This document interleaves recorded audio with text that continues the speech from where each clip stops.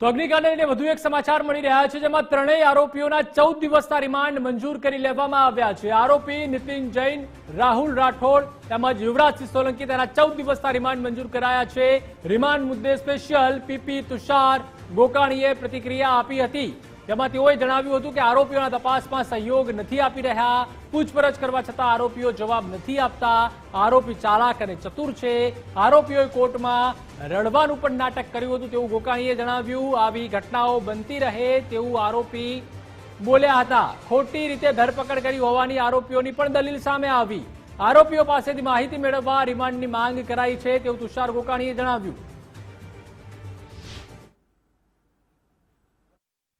નામદાર કોર્ટ દ્વારા આરોપીઓના 14 દિવસના રિમાન્ડ મંજૂર કરવામાં આવ્યા। આપણી સાથે સ્પેશિયલ પીપી ગોકાણી સાહેબ છે, તેની સાથે સીધો સંવાદ કરશું। સર, કેવી દલીલો થઈ અને દલીલના અંતે શું ડિસિઝન આવ્યું? દલીલો મુખ્યત્વે એવી થઈ કે આરોપીઓ તપાસના કામે સહભાગ આપતા નથી, સહયોગ આપતા નથી। વારંવાર પૂછપરછ કરવા છતાં પણ આરોપીઓ ઇવેઝિવ રિપ્લાય આપે છે, એટલે કે સત્ય હકીકત કોઈ પણ ડોક્યુમેન્ટ બાબતે જો પૂછા કરવામાં આવે તો આરોપીઓ સામાન્ય રીતે એવો જવાબ આપે છે કે એ તો આમાં નાશ પામી ગયા।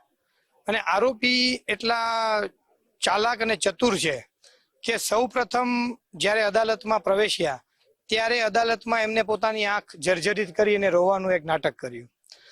15-20 મિનિટ બાદ જ્યારે દલીલો બધાની પતી પછી આ જ આરોપીએ અદાલતને એવું જણાવ્યું કે આવું તો થતું રહે છે, આવું તો થાય, એટલે આવા બનાવો તો થાય।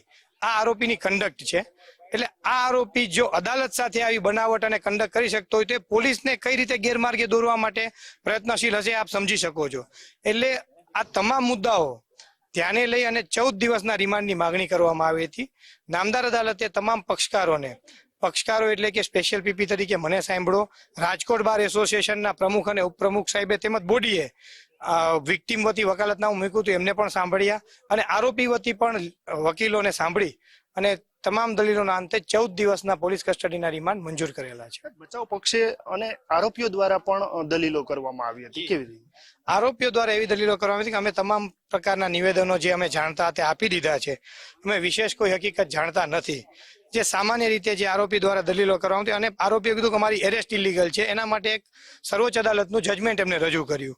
ખરેખર એ જજમેન્ટ છે યુએપી અને પીએમએલના કેસમાં કે જેમાં એરેસ્ટ માટેના સ્પેસિફિક ગ્રાઉન્ડ નોંધવા જરૂરી છે, એના માટેનું જજમેન્ટ હતું। એ જજમેન્ટના આધારે એ લોકો એવું કીધું કે અમારી એરેસ્ટ ઇલીગલ છે એવું કહેવાનો પ્રયત્ન કર્યો, જે દલીલો નામદાર અદાલતે સ્વીકારી નથી।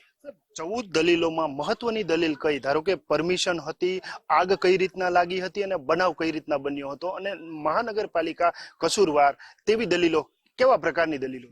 નહીં, મહાનગરપાલિકા કસૂરવાર કે આગ કેવી રીતે લાગી હતી એ તો તપાસનો વિષય છે। એના માટે આરોપીની કસ્ટડીની જરૂર નથી, પરંતુ આરોપી પાસેથી પોલીસ શું વિગતો મેળવી શકે છે એના માટે પોલીસ કસ્ટડીના રિમાન્ડ માંગેલા હતા। તો આ હતા સ્પેશિયલ પીપી કે તેઓએ જણાવ્યું છે કે આરોપીઓના 14 દિવસના રિમાન્ડની માંગણી સાથે રજૂ કરવામાં આવ્યા હતા। દલીલો થઈ હતી અને દલીલોના અંતે નામદાર કોર્ટ દ્વારા ત્રણેય આરોપીઓના 14 દિવસના રિમાન્ડ મંજૂર કરવામાં આવ્યા છે। કેમેરામેન હિરેનની સાથે નથુ આહિર, ગુજરાત ફર્સ્ટ, રાજકોટ।